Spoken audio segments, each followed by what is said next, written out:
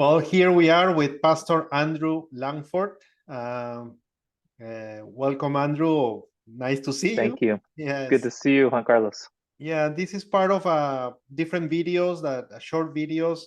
We are introducing people who have been ordained in the recently and or leading new ministries. So you have been ordained almost a year ago, and I want to introduce you to the synod as an ordained pastor in Emmaus in Eugene. My first question for you will be like, what moved you to embrace this role in leadership over there as a pastor?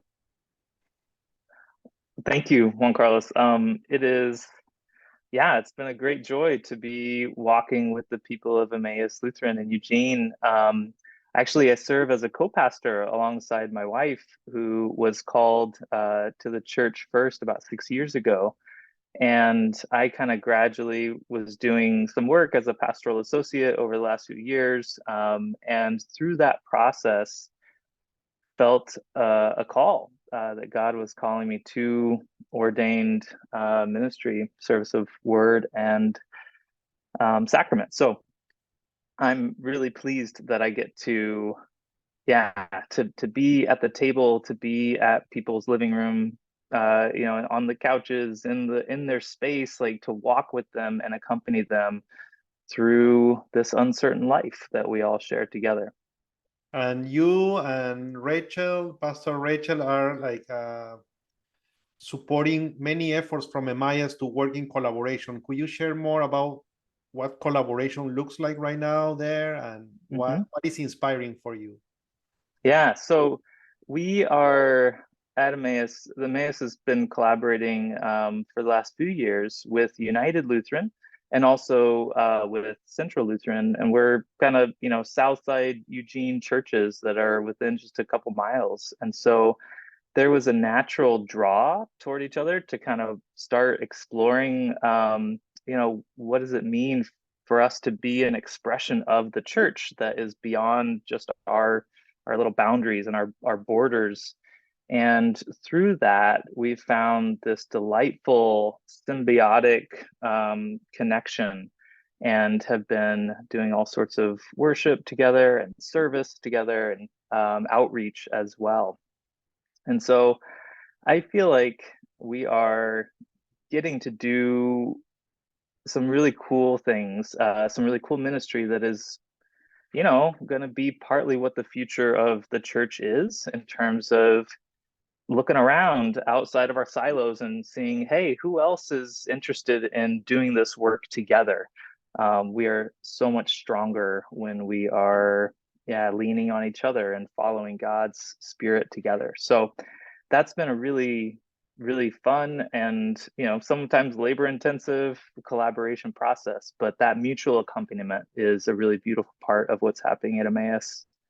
The other aspect or avenue of our collaboration is with our community, non-church affiliated community partners. And so housing unhoused folks is a big effort that's underway at a lot of congregations, a lot of communities right now. And so Emmaus is doing that as well in collaboration with Hosea Youth Services, St. Vincent de Paul, and the other organizations to kind of, see if we can help house some of our neighbors in this time of housing crisis. And so that's been a really rewarding avenue of collaboration as well. Thank you. Thank you for sharing all of that. We need to work together with many, many people. And there's tremendous efforts and challenges right now for all of us. So thank you. Thank you to you. Thank you to Rachel and to Emmaus. Before finishing this brief introduction of you, I remember a phrase that you shared with me at the Bishop's Convocation last October, when we were talking about disaster preparedness and response related to climate resilience. You said, Juan Carlos, how people are going to protect nature if people don't love nature. And I'm passionate about helping people to reconnect with nature, to connect with nature. And this notion of mountain pastor, like leading people into the depth of different environments so people can experience love or deep connection with nature is also a passion that you want to bring in your ministry. You have been doing it, but you want to do it maybe more. So what is moving that? Can you tell us more about that passion or that lens that we need in ministry as well? Sure. Yeah. I mean, part of my passion for the mountains is inspired by this beautiful place we get to live in, and we can't take it for granted that we live in this amazing place with access to mountains and rivers. And yeah, it's raining right now. It seems to be raining all the time lately, but ultimately this is a huge gift that we have. And one of my passions is to walk with people in these beautiful mountainous, rainy, sometimes snowy spaces that we have. And I think that for people to begin to experience the divine in these places, first off, you have to get out there. But I think the result of getting out there and seeing God, being with community in these wild spaces, is that you start to want to preserve and protect. And, we want to have this as an ongoing resource. And so one of my passions is to walk with people in efforts towards climate resilience and building up our capacity as communities of resilience.